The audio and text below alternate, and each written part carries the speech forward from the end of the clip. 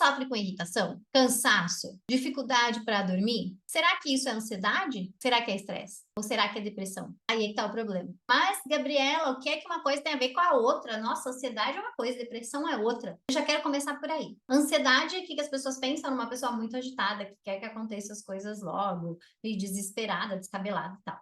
Depressão, o que as pessoas pensam, o que elas imaginam? Uma pessoa deitada na cama o dia inteiro que não toma banho, não come, não lava cabelo. Isso são estereótipos e isso é mentira. Não é assim que aparece.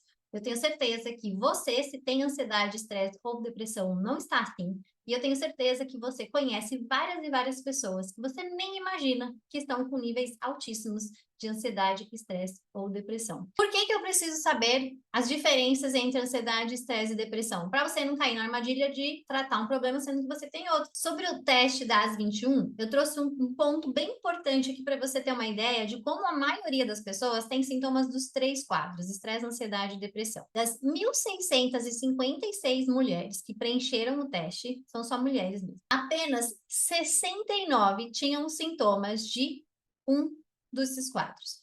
Ou ela tinha só sintomas de ansiedade, ou ela tinha só sintomas de estresse, ou ela tinha só sintomas de depressão. Isso representa 4,16%. É um número muito baixo. E que isso nos mostra? É uma evidência de que a maioria das pessoas que têm um sofrimento emocional pode ter sinais, pelo menos 2 desses quadros, ou os 3. O que é mais comum que aparece para mim são os 3. A pessoa tem sinais de ansiedade, estresse e depressão. Se você ainda não me conhece, eu sou Gabriela Modesto, terapeuta há mais de 20 anos, especializada em saúde mental e psicopatologia. E agora vamos falar sobre as principais diferenças entre ansiedade, estresse e depressão. Já decidi mudar. Eu vou começar falando sobre o que tem em comum. Por exemplo, você sofre com irritação, cansaço, dificuldade para dormir? Será que isso é ansiedade? Será que é estresse? Ou será que é depressão? Aí é que está o problema. Isso são sintomas comuns entre esses 3 quadros. Então, quando a gente entende que existem grandes diferenças entre eles, é mais assertivo para a gente entender o que precisa fazer. Então, eu vou começar falando pelo estresse, porque tudo começa lá. A palavra estresse, hoje, ela é usada para a gente de forma negativa. Então, nossa, eu tô estressada, eu tô com muito estresse, aquela pessoa tá muito estressada, isso é sempre negativo. Mas a origem da palavra estresse, ela vem do estudo da biologia dos animais. O que é um estresse? Existe um estímulo que faz com que aquele animal saia da zona de conforto dele e ele precisa resolver aquilo. Então, um exemplo bem simples, que você nem vai imaginar, mas a fome é um sinal de estresse. Por quê? Existe um estímulo dentro do meu corpo, não é um estímulo externo, né? Dentro do meu corpo, minha barriga começa a roncar, começa a fazer barulho, eu começo a ficar incomodada, eu começo a ficar mal-humorada. Eu tô lá assistindo TV, Netflix na minha casa, sentada, eu começo a ficar com fome, eu não consigo mais prestar atenção em nada, eu fico mal-humorada, eu quero comer. Então, o meu corpo, ele vai ter que sair daquela zona de conforto para resolver aquele problema. Então, basicamente, de modo bem simples, né? O estresse é um problema que a gente precisa solucionar. Pode ser um problema interno, tô com dor de cabeça, tô com fome, tô com dor na perna. Pode ser um problema externo, uma conta que eu tenho que ter, uma conversa difícil que eu tenho que ter com o meu chefe. Às vezes eu sou chefe, tenho que ter uma conversa difícil com o meu funcionário. Peço a conta, eu não peço a conta, mudo de emprego, eu não mudo de emprego, caso eu compro uma bicicleta. Tudo isso são estresses. Mas qual é o estresse negativo que a gente chama todo dia e que a gente fala o tempo todo? O que é esse estresse? É que a gente tem várias dessas coisinhas, vários desses problemas sem solução. Porque enquanto a gente não resolve essas pequenas coisas que acontecem no nosso dia a dia, aquele estímulo estressor, ele continua. E, gente, não fica achando que é só essas coisas acontecem só na cabeça. Eu tenho que resolver um problema é só na minha cabeça. A sua cabeça, seus processos mentais acontecem graças ao seu cérebro. O seu cérebro é uma parte física que está dentro do seu corpo. Então, o que acontece na cabeça reflete no corpo.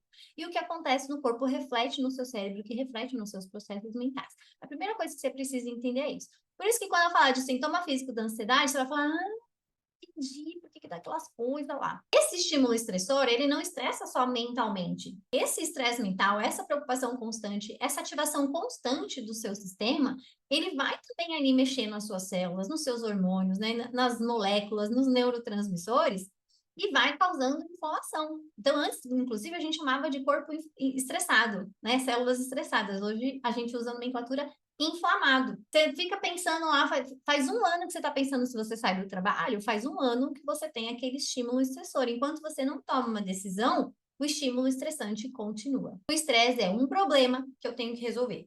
E enquanto eu não resolvo, eu continuo com aquele estímulo estressante. Basicamente, o que é ansiedade? O que a pessoa que tem uma mente ansiosa pode desenvolver? Ela é estresse mais preocupação. E eu vejo essa preocupação como principalmente medo e insegurança. Para uma pessoa desenvolver ansiedade, principalmente ansiedade patológica, ela precisa ter uma fonte de estresse, um problema que ela não resolve, então ela é constante, e uma preocupação que também é constante. E como que é na ansiedade, essas preocupações, esse pensamento em relação ao medo e insegurança? Tem 3 tipos básicos de pensamentos. Então, tem as preocupações excessivas, são pequenas preocupações com muitas coisas. Preocupação com a conta, preocupação com o filho na escola, preocupação com o material escolar do filho, preocupação se o filho vai ter um futuro na vida, se ele vai conseguir fazer faculdade, se ele vai estudar, se ele vai trabalhar, se ele vai casar. O filho tem 2 anos e a pessoa já está pensando se ele vai casar, se ele vai estudar, se ele vai se dar bem na vida, como é que vai ser a vida dele se eu morrer. Mas também pode ser com, eu tenho roupa, principalmente mulheres, né? Mulheres é muito comum o transtorno de ansiedade generalizado. Me fala, inclusive escreve aí se você quer que eu faça um vídeo só falando sobre os tipos de ansiedade que eu faço para vocês. É muito comum a mulher, ela se preocupa com a roupa para lavar, com a comida, se ela tirou do congelador, se ela tem que comprar mais isso, se ela tem que comprar a maquiagem, se ela fechou a torneira, se ela... Entende? Você sabe, se você é mulher, você sabe do que eu tô falando. E aí essas preocupações, elas não desligam. Eu odeio quando alguém fala que ansiedade é excesso de futuro. Por quê? Existe um pensamento, um tipo de pensamento específico na ansiedade que é a ruminação. O que é isso? Aconteceu algo no passado, então já aconteceu. Mas o que eu fico? Eu fico repensando na minha cabeça, eu fico repassando a situação na minha mente, tentando entender onde foi que eu errei, e se eu tivesse feito algo diferente ou falado algo diferente, se o resultado seria diferente. Por exemplo, tive uma reunião com o meu chefe, tomei uma bronca do meu chefe. Aí eu posso ficar, não, porque o meu chefe falou isso, falou aquilo, mas e se eu tivesse falado tal coisa, ele não ia falar desse jeito, ele ia falar daquele jeito. Então, também, porque se o fulano não tivesse falado aquilo, e não sei o quê. Só que a pessoa faz isso, assim, dias, dias e dias. É diferente assim, você tá com raiva na hora, e você passa, você pensa sobre aquilo, tal, putz, não devia ter feito isso, mas o meu chefe também não devia ter falado aquilo, e o fulano que se meteu também que não devia ter feito aquilo outro, você fica com raiva e tal, você pensa sobre aquilo, mas você desliga. Aquilo não é mais um problema, já passou, e você guardou ali na sua gaveta, jogou na lata do lixo aqueles pensamentos, tá? A pessoa que tem uma tendência à ansiedade, que eu falo, eu chamo isso de mente ansiosa, ela fica repassando de novo. E aí ela acorda pensando na situação que já aconteceu. E aí ela pensa depois no outro dia, ela pensa depois no final de semana. E aí se acontece uma nova situação de trabalho, ela repensa de novo naquela situação. Isso é um tipo de ruminação de pensamentos. E é muito comum nos casos de ansiedade. Como eu falei antes, esse excesso de preocupações, porque é um estresse, é um estímulo, e ao invés de eu resolver aquilo, eu fico pensando sobre aquilo, gera uma sobrecarga mental, que vai gerar alterações químicas, neuroquímicas, de hormônios, de neurotransmissores, e isso vai gerando os famosos sintomas físicos da ansiedade. Vou dar aqui alguns exemplos: dor de cabeça constante, tensão aqui na musculatura do ombro, da nuca, dores pelo corpo, tremores. Como começa assim, mais sutil? Dor de estômago, gastrite nervosa, gente, gastrite nervosa, nervoso, pronto, já tá falando, é emocional. Só que não é emocional você está inventando. É emocional porque tem coisas acontecendo na sua vida que você precisa resolver, ou que você está preocupado demais. Enjoo, ânsia, boca seca, tá? Esses são sinais sutis, sinais físicos são sinais sutis. Se você quiser que eu grave um vídeo falando sobre esses sintomas físicos da ansiedade, por que eles acontecem, deixa o seu comentário aqui que eu gravo para vocês. E essa sobrecarga que continua acontecendo e você continua preocupada com várias coisas, porque dificilmente é uma coisa só que a pessoa se preocupa. Se ela tem essa tendência da mente ansiosa de se preocupar ao invés de se planejar, porque a pessoa que se planeja, o que ela faz? Ela planeja e ela faz o que precisa ser feito. A pessoa com a mente ansiosa, ela só se preocupa. A mente dela catastrofiza tudo. Ela pensa em todas as coisas negativas que podem acontecer. E aí ela não consegue resolver os problemas. Por isso que é estresse mais preocupação. Isso gera uma sobrecarga mental, que gera uma sobrecarga física, e vai levando a níveis de ansiedade cada vez maiores, e é por isso que aparece uma crise de ansiedade. Anote isso aí no seu caderninho. Crise de ansiedade não aparece do nada. A não ser em eventos traumáticos, então, por exemplo, um assalto, um sequestro, uma notícia ruim de um falecimento de alguém assim inesperado, a pessoa pode ter uma crise de ansiedade. Mas O que é mais comum? A pessoa está tendo estresse, preocupação, estresse, preocupação, estresse, preocupação, estresse, aí aquilo vai aumentando, vai aumentando, vai aumentando, de repente vem a crise de ansiedade. Por que parece que é de repente? Porque ela não estava pensando sobre aquilo. Ela estava lá trabalhando, fazendo as anotações dela e de repente veio a crise. Só que se a gente for investigar na vida dela, o estresse e a preocupação já estão ali, ó, há semanas, meses e na maioria das mulheres que eu atendo há anos. Vamos falar agora sobre depressão, mas se valeu esse vídeo até aqui para você, já te ajudou a entender o que é estresse e ansiedade? Já deixa o seu joinha aí, dá o like pro YouTube mostrar para mais gente, a gente poder ajudar mais mulheres. E hoje em dia, ninguém quer ter depressão, porque a gente tem um preconceito muito grande, esse estereótipo de que a pessoa depressiva é aquela que não toma banho, que não faz nada e que não sai de casa. E não é isso. Eu conheço uma série de mulheres incríveis estão vivendo a vida, estão trabalhando, estão cuidando dos filhos e estão depressivas. Apesar da falta de vontade de viver, de fazer tudo isso, elas ainda vão lá e fazem. O que é importante a gente entender? A depressão é um aprofundamento. Lembra da aula de geografia? Então, lá tem a montanha, tem o vale, tem uma depressão. A depressão é esse aprofundamento. Então, esse aprofundamento, essa diminuição, podemos dizer assim, ela acontece no aspecto biológico, então o nosso corpo físico fica mais lento, a pessoa fica com menos energia, menos disposição, ela pode ter muita vontade de dormir e ao mesmo tempo ela pode ter dificuldade de pegar no sono, só que ela tem vontade realmente de ficar na cama o dia todo. E não é preguiça, não é uma coisa mental, ela não tem energia realmente para fazer isso. Tá? Tem a ver até com uma exaustão mental, que é diferente. Quando eu tô com preguiça, e eu escolho assistir TV, eu estou escolhendo assistir TV. Na exaustão, eu quero fazer as coisas, mas eu não consigo. Meu corpo não tem energia para fazer as coisas. Então, tem muita diferença. Essa depressão, esse aprofundamento, acontece também nos aspectos psicológicos, nos nossos processos mentais. Então, é como se o raciocínio dessa pessoa ficasse mais lento. Porque a comunicação entre os neurônios, nas nossas células aqui do cérebro, as células nervosas, elas também ficam mais lentas, elas ficam mais enfraquecidas, podemos dizer assim. Então, os nossos processos mentais de aprendizagem, de memória, de raciocínio e até de lidar com as emoções, eles ficam mais prejudicados. Então, é normal a pessoa ter dificuldade de ler um livro. Quer dizer, é normal não, né? Faz parte do quadro da depressão. Não quer dizer que é normal alguém fazer isso. Ela lia um monte antes, agora ela não consegue mais ler, porque ela não consegue prestar atenção. Ela tá numa página, ela tá no último parágrafo daquela página, ela já não lembra o que ela leu no primeiro. Aí ela começa a se sentir burra.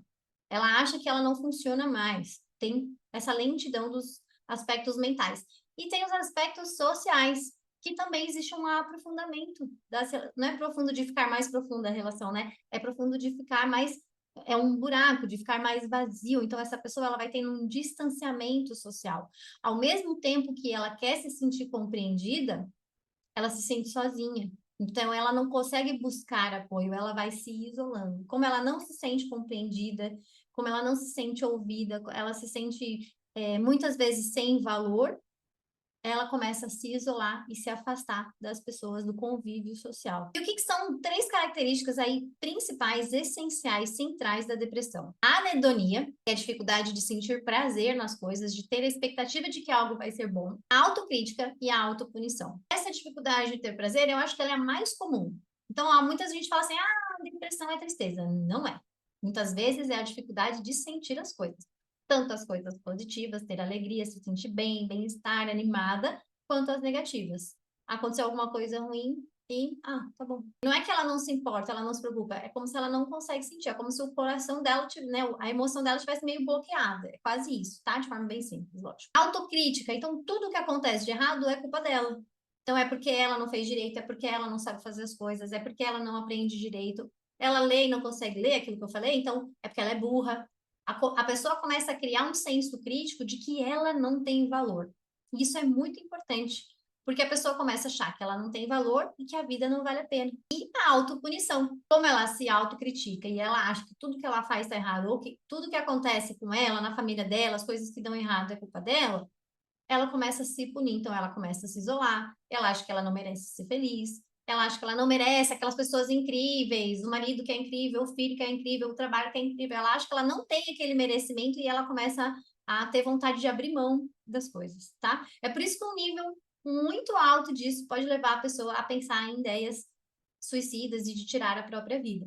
por causa dessas dificuldades. Então, esses são os 3 pontos centrais da depressão. Outros sinais bem comuns tem o cansaço, a desmotivação. E aí uma coisa que é importante, ó, irritabilidade. A pessoa fica irritada, ela briga com todo mundo. E aí parece que é estresse, parece que é ansiedade. Mas também é um aspecto comum da depressão. Preste atenção se você, ou se outras pessoas que você está querendo ajudar, se ela gostava muito de fazer algumas atividades e ela não está fazendo mais. Então, ela gostava muito de ir no cinema. Agora, ai, não, no cinema, pra quê? Ela adorava a festa junina. Agora, pra quê? Sabe? Tudo pra ela é pra quê? Pra que vai servir? Pra que isso? Ela não tem, mas nem a possibilidade, ela tem dificuldade de falar assim, nossa, tá bom, tá chato aqui em casa, mas se eu for na festa, vai ser legal. E como que isso começa? A pessoa começa assim, eu não quero trabalhar, tá chato, mas eu gosto de sair com as minhas amigas.